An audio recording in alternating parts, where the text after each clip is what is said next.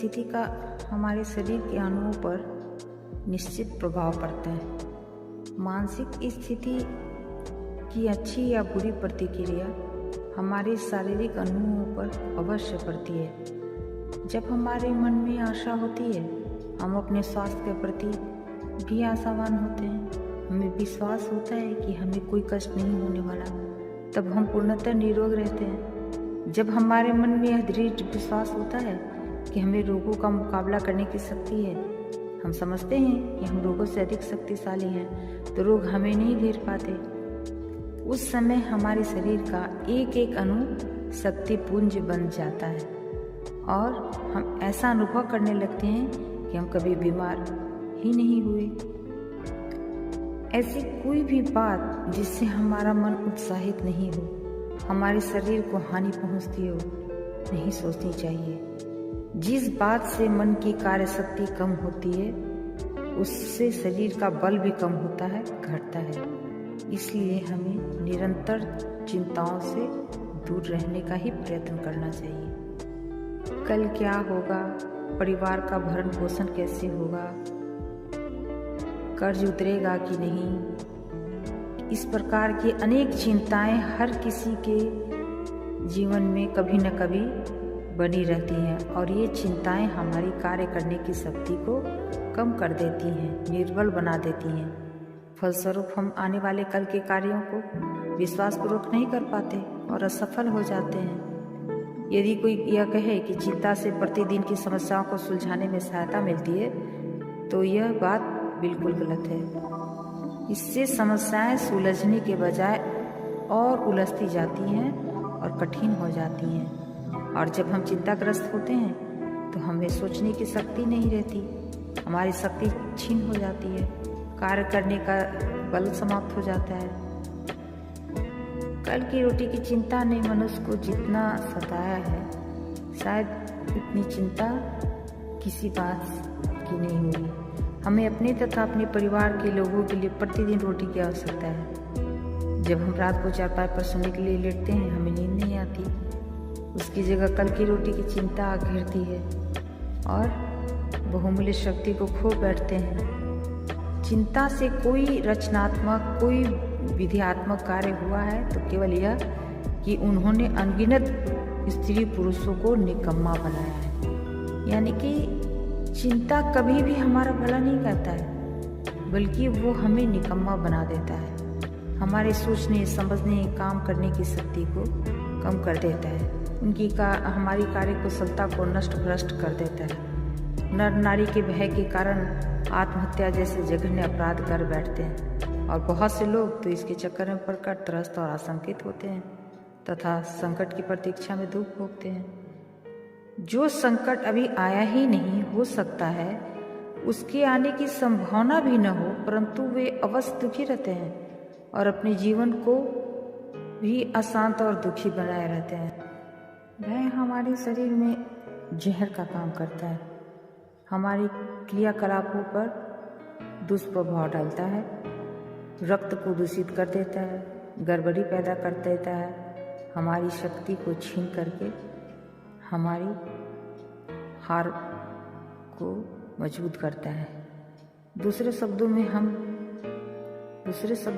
भय हमारे जीवन के समस्त आनंद को छीन लेता है, लूट लेता है, क्योंकि भय के कारण अंगों की शक्ति कम हो जाती है और कुछ अंग काम करना बंद कर देते हैं।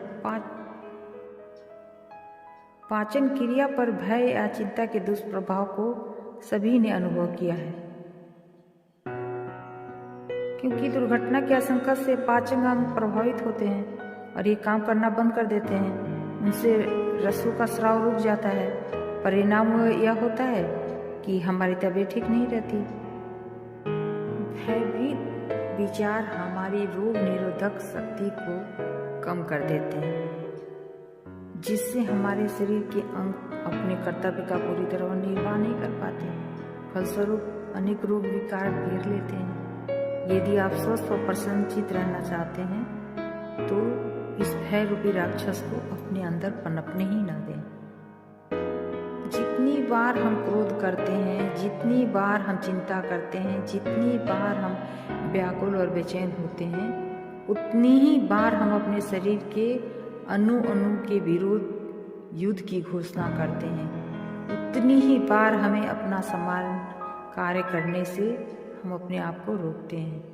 भय, चिंता और गलत भावनाओं आदि मनोविकारों का हमारे शारीरिक अणुओं पर अच्छा प्रभाव नहीं पड़ता, बल्कि ऐसे विचार, ऐसी भावनाएं कष्टों को हमारी ओर खींच ले आती हैं।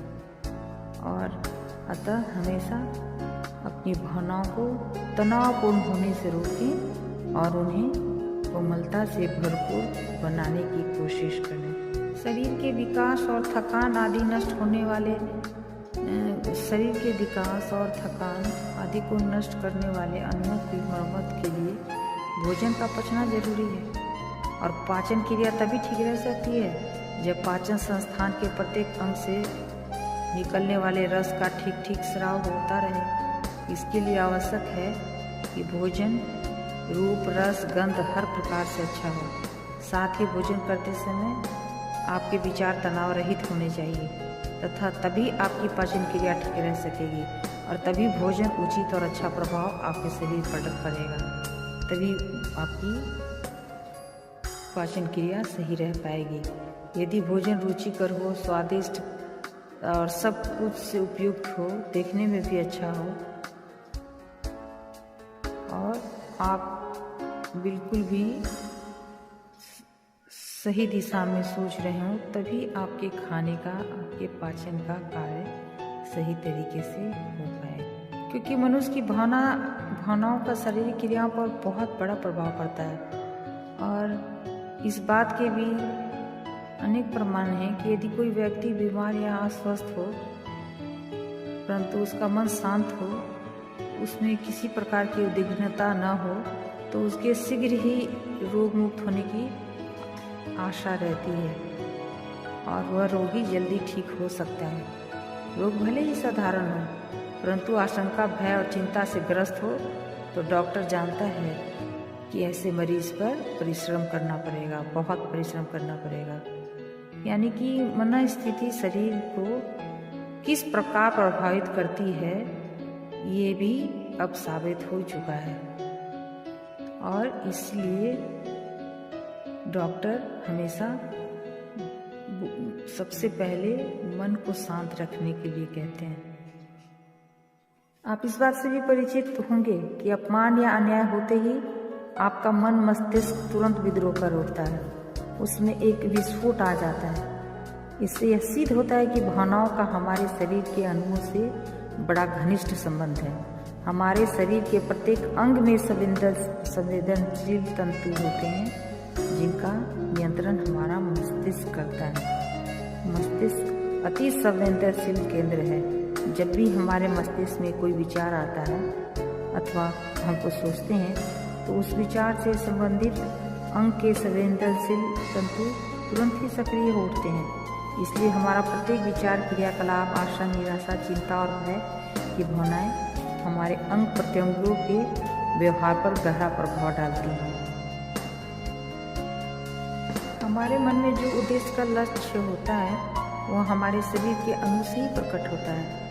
हमारा जैसा चरित्र होता है वो हमारे अंग प्रत्यंग और हमारे विचारों तथा क्रियाओं में झलकता है। संक्षेप में यही जानना चाहिए कि जब तक मस्तिष्क शुद्ध एवं सुव्यवस्थित नहीं होगा तब तक मनुष्य विवेकपूर्ण अपने कर्तव्य का निश्चय नहीं कर सकता। स्वाभाविक भीरुता, निराशा, अस्थिरता, उद्विग्नता अथवा अनभिज्ञता या अनुभवहीनता के कारण जब मन अस्त व्यस्त रहता है तो सारा जीवन अस्त व्यस्त हो जाता है। उस अव्यवस्था के मन में द्वंद्व या उस अवस्था में मन में द्वंद्व या द्विविधात्मक भाव उठते हैं और मनुष्य किंकर्तव्य विमूढ़ हो जाता है। किंकर्तव्य विमूढ़ होने पर भयंकर परिस्थितियां उठ खड़ी होती हैं। जीवन के बहुत से काम चित्त की अस्त व्यस्तता और भय के कारण बिगड़ जाते हैं। इसलिए चित्त को शांत